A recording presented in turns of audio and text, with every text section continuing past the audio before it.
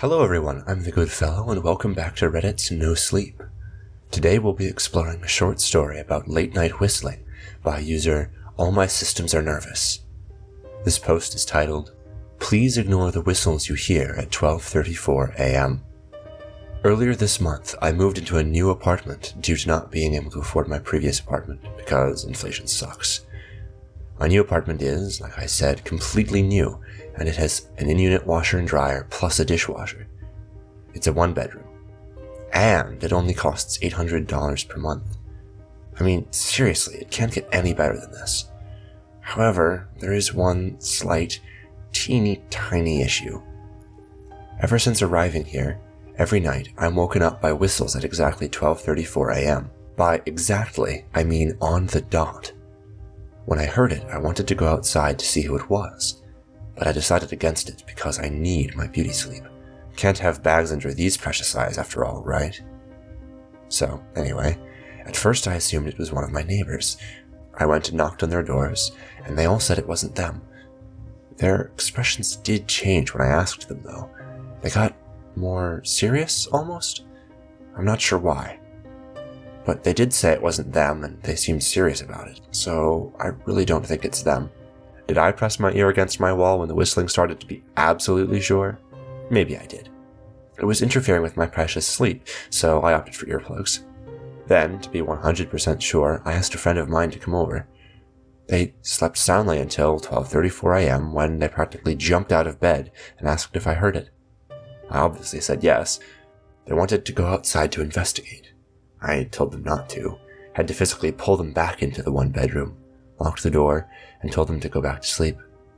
They pouted and whined and groaned, but finally fell asleep. When I awoke, they were still asleep, thank goodness. Hey, I stated, touching their shoulder gently and shaking them. They asked in a daze before opening their eyes. Oh, is it morning already? Yeah, you should probably get breakfast or something. I'm going to be staying in today. Can I stay for a little longer? Sorry, you can't, I said, disappointed. I have work. They ended up leaving. I ended up working a couple of hours and goofing off the rest of the hours, but then my mind went back to last night. It still weirded me out that my friend wanted so badly to go out and see who was whistling, to the point where I had to wrestle them back. I knocked on my neighbor's door once more. The old lady opened the door and waved. Hello, how are you? Still having trouble sleeping? Hi, I'm doing well. I moved a hand to the back of my neck awkwardly.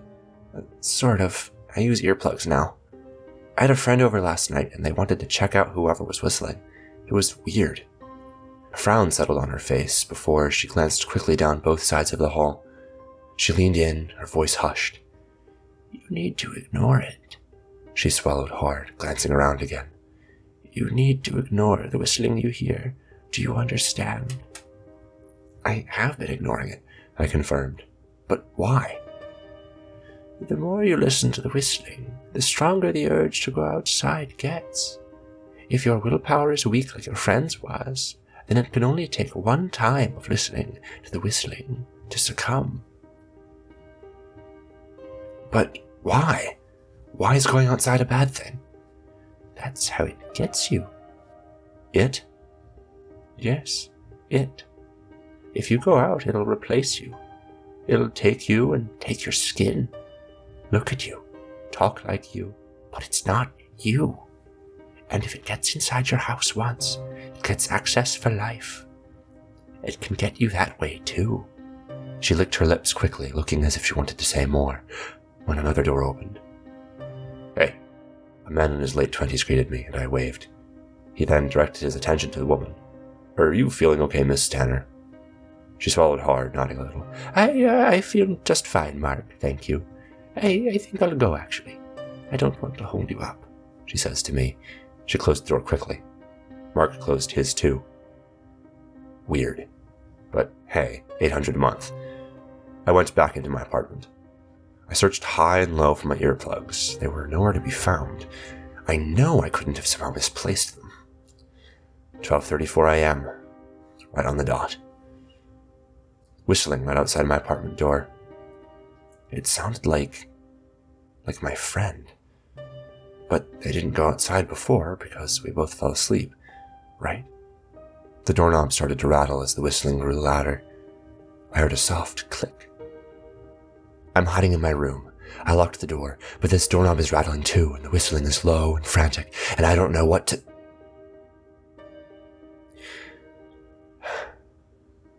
I'm so sorry for writing all this.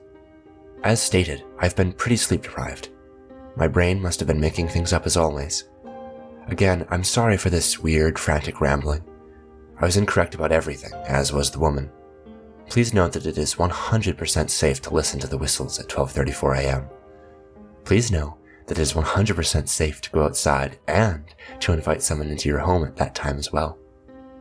And if you live in my building, please feel free to stop by for a chat at exactly 12:34 in the morning. And that's going to do it for today's video. I hope you all enjoyed it. I'm sorry it's a shorter one, but there'll be more to come. If you enjoyed the video, please leave a like and subscribe. It helps me out so much. Until next time, friends.